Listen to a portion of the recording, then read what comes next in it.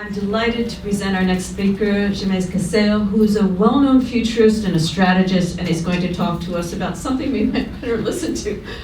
Are we doing it wrong? Bad futurism. It's more like pulling on a strand of a web, and everything else changes around it and warps around it. And this is, in particular, only changes that matter are technological. This one pisses me off, actually. This is a lovely 1950s view of the kitchen of the future with 1950s ladies in their futuristic kitchen. I actually wrote a piece about this a little earlier this year that just, it's so frustrating from the perspective of someone who does foresight work for a living. It's so frustrating to encounter people in this community, outside of this community, who really only want to talk about the nuts and bolts, who don't really care about how people live. Sorry folks, how people live is the most important part of this. And when you talk, and it's how people live, it's the lives of women, it's the lives of children, it's the, how people, their day-to-day existence, how they, where they find work, how, not just the transportation technology, but what does it mean to be a mobile population? We have, when we look back at the last 50 years, the big developments, yes, sure, Moore's law, technology, blah, blah, blah, it's the changes in the roles of women, changes in the roles of gender relations in gender identity, changes around ethnic relations. All of these things are far more transformative to our day-to-day lives. And God damn it, we need to pay more attention to that. Sorry. And the last bit of world building. Everything works as intended.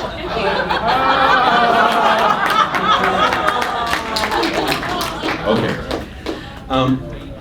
This is something that's actually kind of fun to play with when you're doing the world building. And yeah, I put that up. That's actually a Windows 95 blue screen. This is a really fun one because actually playing when you're creating a narrative, whether it's for science fiction, whether it's for strategy work, and you're creating a narrative about an emerging technology, an emerging process, social process, having it screw up, having it not work quite as intended, is actually really useful because you're trying to tell a story when you're doing this, whether for when you're creating this narrative, whether for entertainment purposes or for pedagogical purposes, you're trying to tell a story that is larger than just simply what the words say. You're trying to illuminate a larger point. And by having the things screw up, having the machines crash, having people hack them, Bill Gibson has this great line, the street finds its own uses for things. Follow that precept. Figure out not just what the designers want the technology or the system to be used for, but how people who want to fuck around, how people are going to want to have sex using this technology, how people are going to get in and steal things using this technology. Not because all technologies are dangerous or bad or any crap like that, but because everything gets used in ways that aren't intended. Follow that. Hipple. Only the economically or politically dominant group matters. Now this, these days, fortunately, is more of an issue for strategy and professional futurism than for science fiction. Have any of you read any of the stuff by Linda Nagata, by the way? Some really good... Say the name again? Linda Nagata, N-A-G-A-T-A. Some really good science fiction that takes some serious steps in looking at non-traditional populations. And I don't just mean this as to bash on Romney or anything like that. That's not the point of this. I just was looking for a group of, picture that's all white people. Well, that's where you get.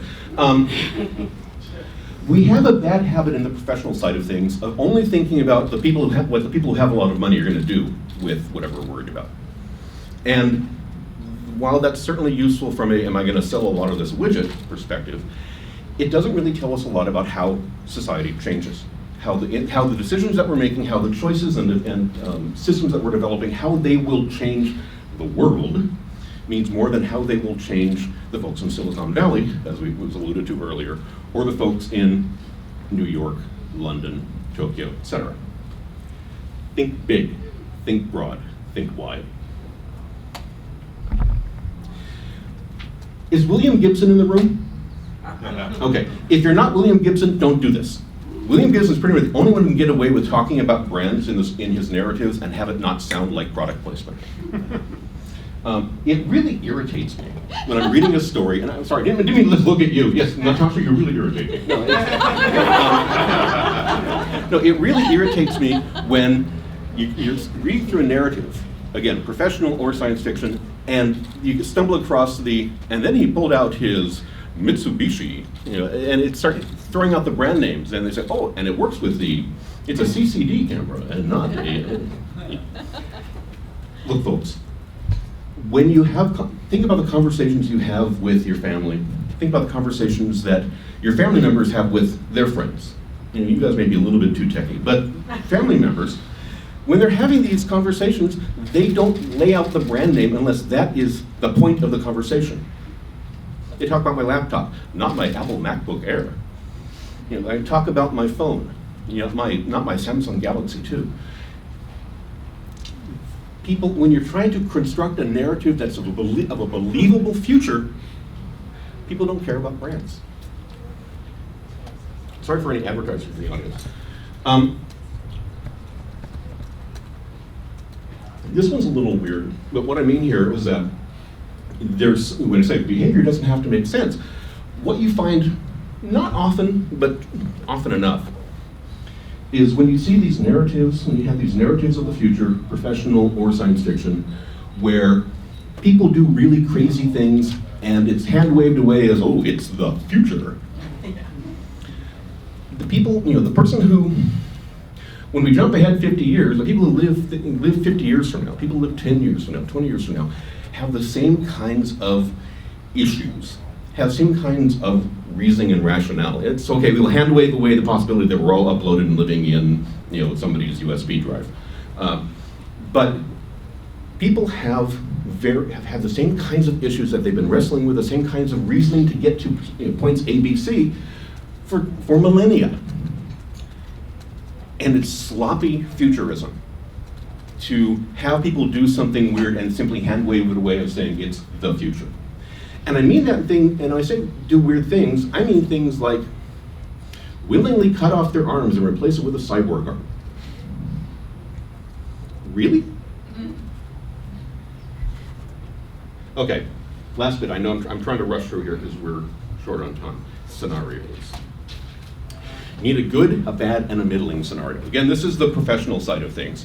What you often find is that people are trying to tell a larger story with their scenarios, trying to drive you to a particular conclusion. And to do so, they say, well, we're going to give you a set of different scenarios to play with, different options, different worlds to look at. But they've really coded them ahead of time to say, this is the one we want you to look at, and then this is the one that's maybe okay, and then this is the scary bad one. That's not useful. If you're trying to construct scenarios as a way of helping people make decisions, as a way of helping people understand the different possibilities, different options ahead of them, you want all of the scenarios, 3, 4, 5, whatever, you want them all to be equally, if possible, equally appealing, equally seductive, equally terrifying. Because what you want people to realize is that choices matter, and we're not just living on rails. We're not just driving towards a single outcome. We need to understand that if something happens, something external happens that pushes us away from that outcome, we're going to have to figure out how to deal with it. Just having a good, the bad, and the ugly doesn't help, although it makes for an interesting movie. And it's related to that, scenario is just a morality play. The idea that in the professional side of things, they're referred to as normative scenarios. It's basically what you do is you construct these vision or these forecasts of the future that are really trying to drive people towards a particular moral choice. Now, that's great for fiction. The Handmaid's Tale is a terrific novel, but that doesn't make for a good scenario process. And I know I'm jumping back and forth between the fiction and the nonfiction, or fiction and the professional side of things, but that's because there's a lot of bleed through. I know a lot of science fiction writers who are actively involved in this scenario work. And I know a lot of scenario professionals who are frustrated science fiction writers. I'm not going to raise my hand, but I could.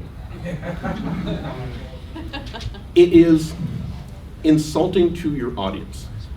It's insulting to your audience to simply try to lead them by the nose and tell them what they should believe.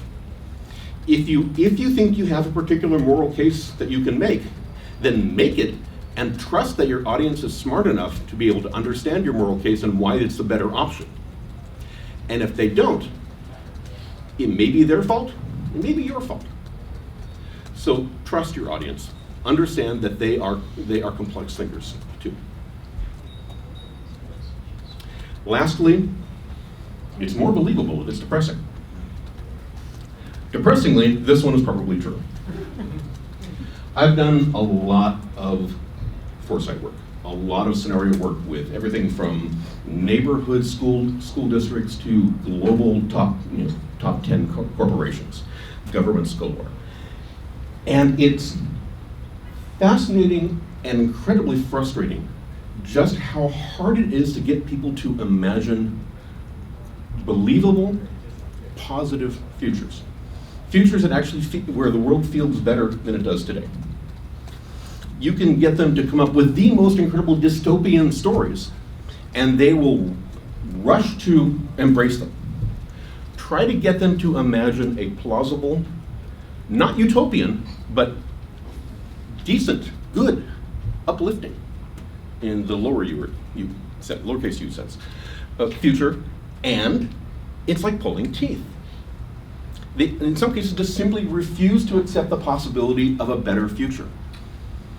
Now, that may not be the case of people here in this audience, but if you do this work professionally, you'll find this time and again. People don't want to hear the good, they don't want to hear good news because it doesn't sound serious. And that's the story. That's the response that I get when I really press on it. It doesn't seem serious to them to think about. They know it's a serious, good thing to think about disaster. Yes, it's serious and good to think about disaster, but to only plan for disaster means that when you succeed, you don't know what the hell to do. You got to plan for success as well as disaster, and I mean that both in the personal sense and your little community sense, your organizational sense, and in the broader social sense. We need to be, when we look ahead at all these possibilities, yes, it's important to, and it's critical to think about how they might turn out badly, how they may get misused, how they may be taken as tools for theft or crime, whatever. But it's also important to think about how could they be used in ways we don't expect to make our lives better. Just for a second, think about what happens with the emergence of smartphones. It's pretty likely that the kinds of casual social networking connections that we all embrace, nearly all of us will use, was the point of the creation of these smartphones. I can guarantee you that at the time when these smartphones were first being developed, coming out into the world, there were people talking about what kinds of horrible things could be done. People, sneaking pictures of each other in locker rooms and the like. And yes, that happens, but that's not the only thing that happens. So look, I could stand here for hours and talk about the ways the world could be changing and the kinds of things that Mez was talking about earlier, the kinds of issues that we need to be paying attention to when we write, when we create futures. But I thought it was actually more important to come up here and take a few minutes and talk about the really nuts and bolts bits. The stuff that when you, as professionals, whether science fiction writers, scenario professionals, whatever, when you try to create narratives about the future, that you do so in a way that respects your audience, respects the choices that they have, and respects the future. Thank you.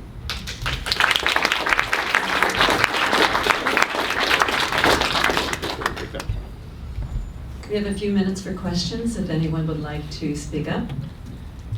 Yes, here.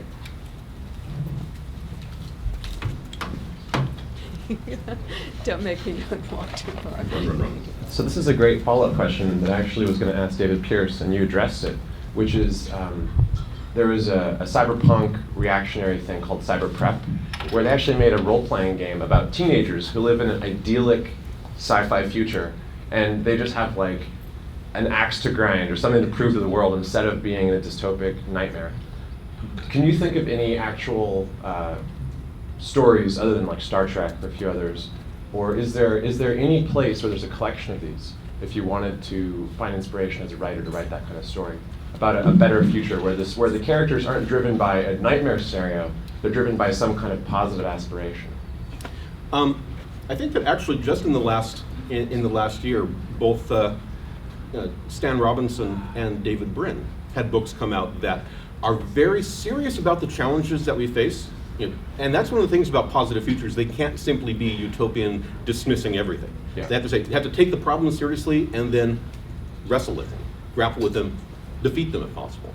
And both 2312 and Existence, and they had very different, points. They were talking about very different things in the novel, but both of them made, I think, a really good effort at creating plausible worlds that were dealing with the challenges that we face, and actually felt like places that it wouldn't be perfect to live there, but I would imagine not being sad about living there.